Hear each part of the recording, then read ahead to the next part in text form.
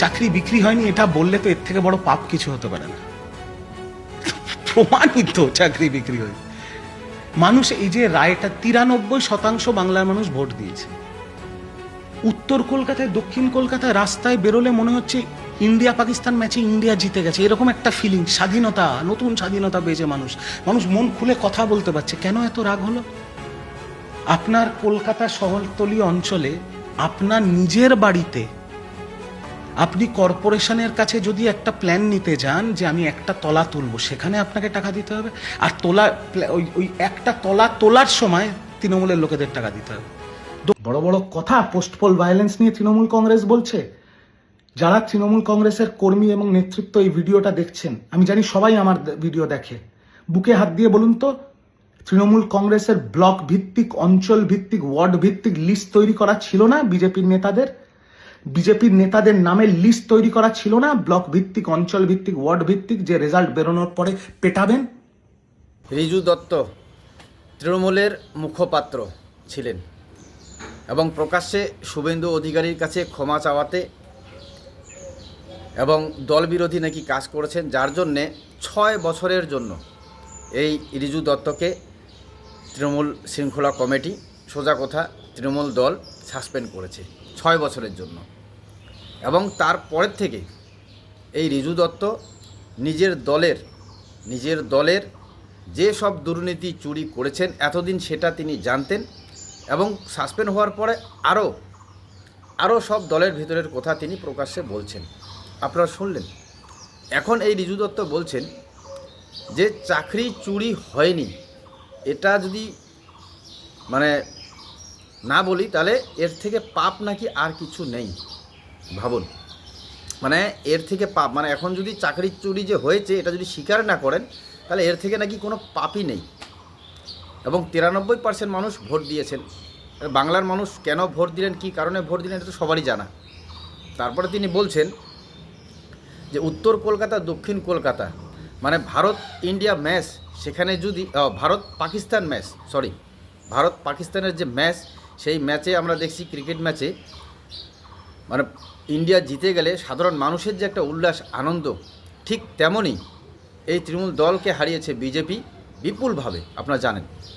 তো সেই উল্লাস, এতটা উল্লাস আনন্দ, তো এটা উনি একটু ভুল ব্যাখ্যা দিয়েছেন। আমি বলবো শুধু কলকাতা নয়, উত্তর কলকাতা হোক দক্ষিণ কলকাতা হোক সেটা নয়, পুরো পশ্চিম বাংলার সাধারণ মানুষ উল্লাসে ফেটে পড়েছেন, মন খুলে কথা বলছেন, মন খুলে দুর্নীতির অভিযোগ করছেন, মন খুলে তারা বলছেন এখন।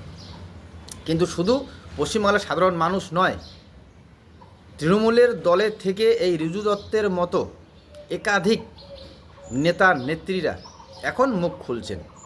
তবে সুরটা একটু অন্যরকম। এরা এই তৃণমূলের যত নেতা নেত্রীরা আছেন তারা মুখ খুলছেন, তাদের মুখ খোলার ভাষাটা পরিষ্কার বোঝা যাচ্ছে যে বিজেপি যদি পারো আমাদেরকে নাও, আমরা যাব, আমরা প্রস্তুত, কিছুটা এরকমই। আমি তো ক্লিয়ার করে বলে দিলাম। যতগুলো আপনারা দেখবেন তৃণমূলের, এখন কিছু বিধায়কও দেখলাম যারা জিতেছেন ভোটে তৃণমূলের, তারা জেতার পরেও এখন এমন সুর করে বলছেন যে সুরটা এরকমই কিছুটা, যে আমি তো প্রস্তুত বিজেপিতে যাওয়ার জন্যে, এখন তোমরা যেদিন ডাকবা সেদিনে চলে যাব, এমনটাই দেখা যাচ্ছে। কিন্তু ভাবুন, এই নেতা নেত্রীরাই যখন এই তৃণমূল দল শাসনে ছিল 24-এর ভোটের আগে, 4 তারিখের আগের মুহূর্ত অবধি, আমি অনেক আগের কথা বলবো না, এই 4 তারিখ যে ভোটের রেজাল্ট, মে মাসের 4 তারিখ, এই 4 তারিখের 4 ঘন্টা আগে অবধি এই সমস্ত নেতা নেত্রীদের এই রিয়াকশন, এই সত্যবাদী হরিশ্চন্দ্র কোথায় ছিলেন? এখন সত্য কথা ফরফর করে বলে দিচ্ছেন, না বললে পাপ হবে, না বললে সাধারণ মানুষের, বাংলার মানুষের কাছে অন্যায় হবে। এতদিন তারা মুখ খুলে বলতে পারেননি, তারা নাকি দলকে আগের থেকে বলে আসছেন, তাদের কথা শোনা হয়নি, সাধারণ মানুষের পাশে দাঁড়াতে হবে এরকমভাবে মন স্থির করেছেন, বলেছেন, অথচ তাদের কথা কোনো হয়নি। তারা আবার তৃণমূল সুপ্রিমোকে ভালো করে বলতে পারেননি ভয়ে, এখন এইভাবে প্রকাশ্যে বলছেন। তো এগুলোর কোনো মানে হয়? আমার তো সোজা, আমি যা দেখছি এখন সোশ্যাল মিডিয়ায়, যে এই তৃণমূলের নেতা নেত্রীরা এখন ক্লিয়ার করে বলে দিচ্ছেন যে আমরা প্রস্তুত, শুধু আপনাদের ডাকার অপেক্ষায়, মানে বিজেপির ডাকার অপেক্ষায়। তো এভাবে আর কতদিন চলবে?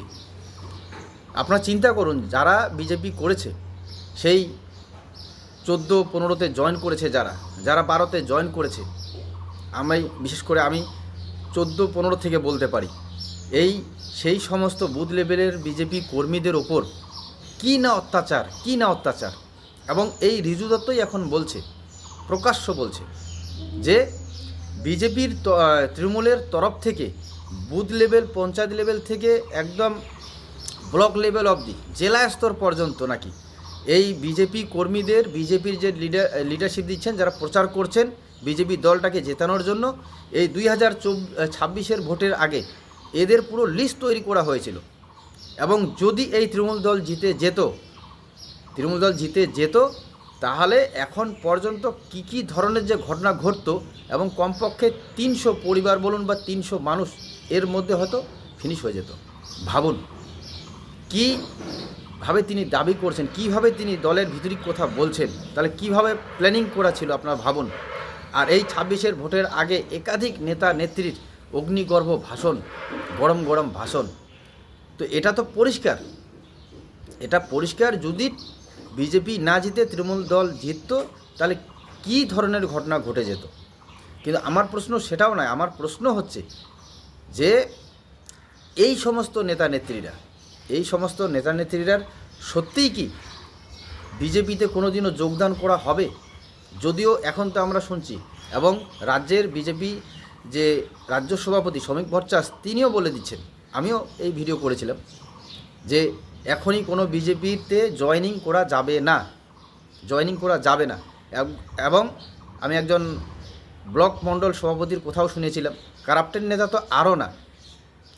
কিন্তু এখন পর্যন্ত যে ভাবমূর্তি আমি দেখছি, সত্যিই কি এই তৃণমূলের নেতা নেত্রীদের, যারা বড় বড় নেতা নেত্রী আছেন, তারা কি বিজেপিতে ঠাঁই পেতে চলেছেন? কি বলবেন? এবং এদেরকে ঠাঁই দিলেই কি বিজেপি আরও ডেভেলপ করবে? আমি বলতে চাই ব্যক্তিগত মতে, 2014 থেকে বা 2012 থেকে, তার আগের থেকে যারা এই বিজেপি করে আসছেন, এবং অনেক লড়াই, অনেক আত্মবলিদানের পরে আজকে বিজেপি প্রতিষ্ঠিত, বাংলায় সরকার গঠন করেছে। তো সরকার হওয়ার পরে, এত বিপুলভাবে জয়ী হওয়ার পরে কি এখনও রাজনৈতিকভাবে এই তৃণমূলের নেতা নেত্রীদের নিতেই হবে? না নিলে কি বিজেপি পার্টি চলবে না? এটাই হচ্ছে সবথেকে বড় প্রশ্ন। তো আপনারাও যারা দেখলেন, আপনারাও কিন্তু আপনাদের ব্যক্তিগত মত অবশ্যই জানাবেন, সজাগ থাকবেন। ধন্যবাদ।